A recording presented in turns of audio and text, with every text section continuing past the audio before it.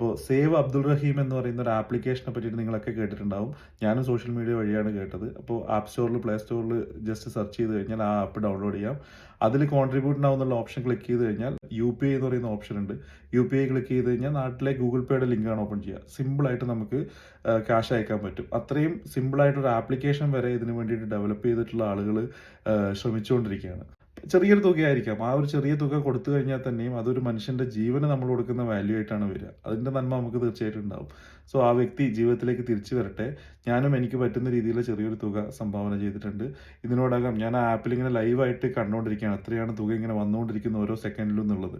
അപ്പോൾ ആ അടുത്ത 12 കോടിയോളം രൂപ വരുന്ന 4 ദിവസത്തിനുള്ളിൽ സമാഹരിച്ചു കഴിഞ്ഞാൽ അദ്ദേഹത്തിന് ജീവിതത്തിലേക്ക് തിരിച്ചു വരാൻ പറ്റുള്ളൂ. ഇല്ലെങ്കിൽ അദ്ദേഹം അവിടുത്തെ നിയമപ്രകാരം തൂക്കുകയറ് വരിക്കേണ്ടി വരും. അപ്പോൾ അതിൽ നിന്ന് അദ്ദേഹത്തിനെ രക്ഷിക്കാൻ ഇനിയും സംഭാവനകൾ ചെയ്തിട്ടില്ലാത്ത ആളുകൾ പറ്റുന്ന രീതിയിൽ ചെറിയൊരു തുക സംഭാവന ചെയ്യാൻ ശ്രമിക്കുക.